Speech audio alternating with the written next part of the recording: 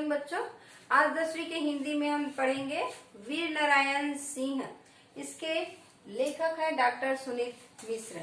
वीर नारायण सिंह में वीर नारायण सिंह की वीरता की कहानी, उसने कैसे स्वतंत्रता संग्राम में भाग लिए, कैसे उनके वीर और कैसे मृदुभाषी और किस प्रकार वो जनसंपर्क में जाते थे, उनकी समस्या को सुनते थे और किस किस रूपों में अपना काम करते थे, तालाब खुदवाना, इन सब के बारे में हम पढ़ चुके हैं। तो आगे देखते हैं।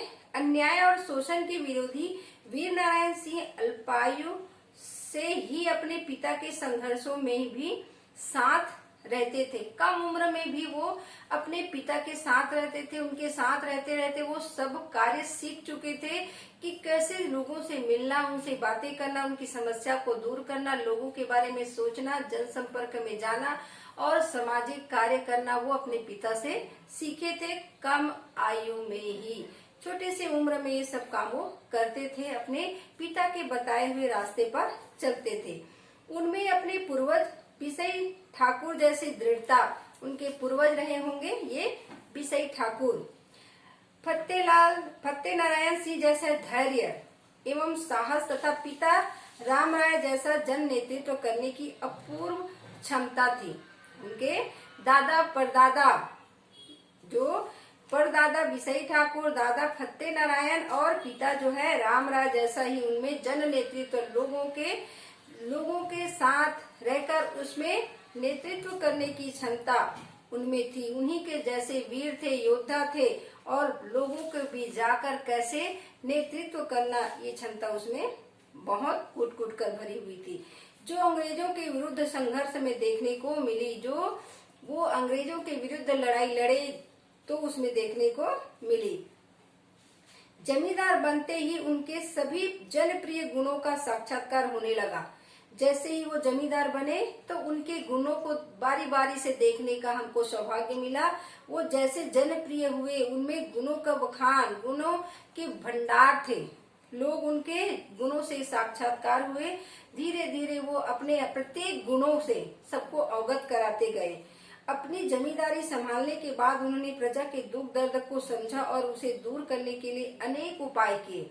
जैसे ही वो जमींदारी प्रथा, वो जमींदारी संभाले, वैसे ही वो प्रजा के बीच जाते थे, उनकी समस्या को सुनते थे, उनके दुख दर्द में साथ देते थे, उनके दुखों को दूर करते थे और उनके साथ ही रहकर उसे घुल मिलकर अपने सारे कार्य वो उन्हीं के साथ करते थे। वो अलग से महल में नहीं रहते थे, उन्हीं के समान, उन्हीं के जैसे घर में वो रहते थे।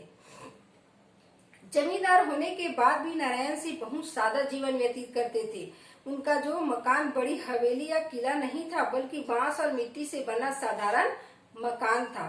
वो जमींदार थे परंतु उसका रहन सहन जमींदारी वाला नहीं था। वो लोगों के बीच में रहते थे, लोग जैसे रहते थे मिट्टी और बांस के बने हुए मकान में, वैसे ही वो खुद भी मिट्टी और बांस से बने हुए मकान में रहते थे। चाहते तो जमींदार जैसे ठाट बाट बड़े हवेली में वो रह सकते थे, परंतु ऐसा जीवन वो नहीं जीते थे। वो जनता के बीच रहते थे, जनता की सेवा करते थे, समाज की सेवा करते थे और उन्हीं के अनुसार सादा जीवन व्यतीत करते थे।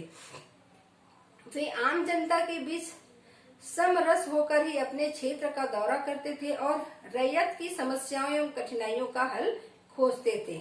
उन्हीं के साथ, जनता के साथ वो रहते थे, साथ मिलकर कुछ भी समस्या हो उस क्षेत्र में घूमते थे और जितने भी समस्या आए सबके साथ मिलकर उस समस्या का एवं कठिनाइयों का समाधान करते थे, खोज करते थे और उससे निकलने का प्रयास करते थे। 1854 में प्रारंभ में नारायण नागपुर राज्य के साथ छत्तीसगढ़ क्षेत्र भी अंग्रेजी राज्य में मिला लिया गया। कैप्टन इलियट ने इस अंचल की जमींदारी का दौरा करके सरकार को रिपोर्ट भेजी। नए ढंग से टकोली मतलब लगान नियत किया, जिसकी व्यापक प्रतिक्रिया हुई। नारायण सिंह ने भी अंग्रेजों की इस नई नीति का विरोध किया। जो नागपुर राज्य के साथ छत्तीसगढ़ का क्षेत्र भी अंग्रेजों को मिला।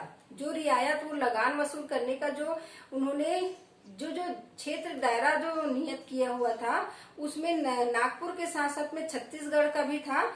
तो उसके साथ अंग्रेज ने उन्हीं के साथ में जो लगान है वसूल करने का जो नियम लगाए थे वो कैप्टन इलियट ने यह नियम लगाए और टकोली जो लगान का नियम है वो उसको बढ़ा दिया। लगान जो पहले देते थे उसको बढ़ा दिया और इस लगान बढ़ी हुई लगान को देने के लिए बहुत सारे रियायत ने इसका विरोध किया, जिसमें वीर नारायण सिंह भी थे। 1835 से 1855 की मध्य सोना खान जमींदारी में अनेक समस्या आती रही। 1835 से 1855 के बीच बहुत सारी समस्या आती रही, किंतु नारायण सिंह ने इसका दृढ़ता पूर्वक सामना किया। वे अपने ग्रामों को पुनः प्राप्त करने के लिए प्रयासरत रहे। इन अवधि में अंग्रेज अपनी देशव्यापी समस्या में व्यस्त थे। वो जो 500 जो गांव थे उनके जमींदारी में वो सिर्फ 50 हो गया था। उस जमींदारी जो गांव था उसको लेने के लिए वो जो है बहुत प्रयास किए और इसके लिए वो दिन रात एक करते थे उनकी समस्याओं के लिए, हर चीज के लिए। और उस समय की स्थिति में अंग्रेज जो है अपने राजकाज में व्यस्त थे। वे अपने ग्रामों को पुनः प्राप्त करने के लिए बहुत प्रयास किए। अफगान, सिंध, मिस्र, बर्मा आदि ज्वलंत प्रश्न थे उस समय के, जब अंग्रेज उसी में बिजी हो गए। जब बर्मा भी अपने अलग से राज्य की मांग कर रहे थे, मिस्र है, सिंध है, अफगान है, इन सब की समस्या में वो उलझे हुए थे। नागपुर में रघुजी तृतीय का शासन चल रहा था। राजा अस्वस्थ के कारण छत्तीसगढ़ आकर प्रशासन देखने की स्थिति में नहीं थे। जो नागपुर के अधीन में थे छत्तीसगढ़, तो उस समय रघुजी तृतीय शासन चला रहा था और वो राजा तो अस्वस्थ थे, इसी कारण वो वहां पर आकर अपना देखरेख नहीं कर पा रहे थे। यद्यपि सोना खान जमींदार की जागरूकता से वह सतर्क था। नारायण सिंह ने इस परिस्थिति से लाभ उठाते हुए अपने अधीनस्थ जमींदारी क्षेत्र में सुशासन स्थापित करने का प्रयास किया। वो नहीं आए और उसी का फायदा उठाते हुए वीर नारायण सिंह जो है वहां पर फैले हुए परिस्थिति का लाभ उठाते हुए वहां पर जो अधीनस्थ जमींदार थे उनसे सुशासन स्थापित करने का प्रयास किया और लोगों को जागरूक करने का प्रयास किया, अपने हक के लिए लड़ने का प्रयास किए। सोना खान जमींदारी से टकोली की अदायगी न होने के कारण रायपुर में deputy commissioner C Elliot Narayan Singh के प्रति पूर्वाग्रह से ग्रस्त था। वो जमींदारी टकोली जो है उनसे नहीं मिलने के कारण बढ़ा हुआ और उनके खिलाफ होने के कारण वो इलियट जो है उनसे नाखुश थे, क्रुद्ध थे। वह उन्हें दंडित करने की प्रतीक्षा में था कि जो टकोली जो लगान हम बढ़ाए हैं उसका ये विरोध कर रहे हैं, नहीं दे रहे हैं, तो वो उसको दंडित करने के लिए मौका ढूंढ रहे थे, प्रतीक्षा कर रहे थे कि कब मैं इसकी गलती देखूं और कब इसको दंडित करूं, प्रतीक्षा में थे। इनके लिए वह सूक्ष्म कारणों को भी खोजने में सक्रिय था। छोटी से छोटी वो गलती करे वीर नारायण सिंह और उसको मैं पकड़ूं और सजा दूं, ऐसे एकत्र वो संयोग जो उससे कुछ गलती हो जाए, ऐसे चीजों का वो ढूंढ रहे थे। ऐसी स्थिति में उसे खालसा के व्यापारी माखन के गोदाम को जमींदार द्वारा लूटे जाने की सूचना प्राप्त हुई। अतः डिप्टी कमिश्नर ने नारायण सिंह को बुलवाया, परंतु आदेश की अवहेलना होने पर उन्हें उनके खिलाफ गिरफ्तारी वारंट जारी कर दिया। उसी समय फिर उसको ये मौका मिल गया जब माखन नामक व्यापारी के गोदाम से जमींदार वीर नारायण सिंह द्वारा उसके गोदाम से अनाज लूटे जाने की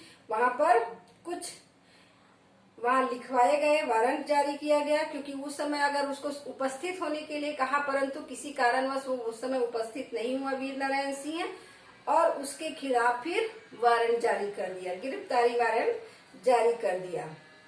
हुआ यह था कि सन 1956 में छत्तीसगढ़ में सूखा पड़ा, जिसमें नारायण सिंह की जमींदारी में लोग दाने दाने के लिए तरसने लगे।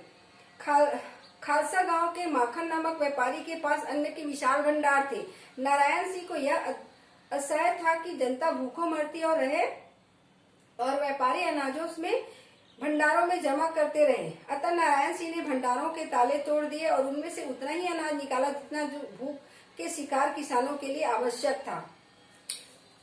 मतलब ये है कि जो उस समय सूखा था, सूखा ग्रस्त था, लोग भूखे मर रहे थे, किसी के पास अनाज नहीं था और वो माखन व्यापारी अपने गोदाम पर इतना अनाज जो भरा हुआ था, अनाज के भंडार थे, मांगने पर भी नहीं दिए। वो सिर्फ इतनी विनती किए कि आप हमको थोड़ा सा अनाज दे दो, बाकी हम इसको आपको शुभ समय वापिस कर देंगे। परंतु उनकी अवहेलना की गई, नहीं दिए। तो उन्होंने भूखों के लिए वहां के ताड़े तोड़े और उतना ही अनाज निकाला जितना उन भूखे किसानों के लिए आवश्यक था। और उसकी सूचना फिर वो डिप्टी कमिश्नर को भी दे दिए कि मैंने यहाँ से अनाज निकाले हैं। परंतु वो दुश्मनी के कारण इसकी जानकारी नहीं होने का दावा किया और उसको पकड़ने के लिए गिरफ्तारी वारंट भेज दिया।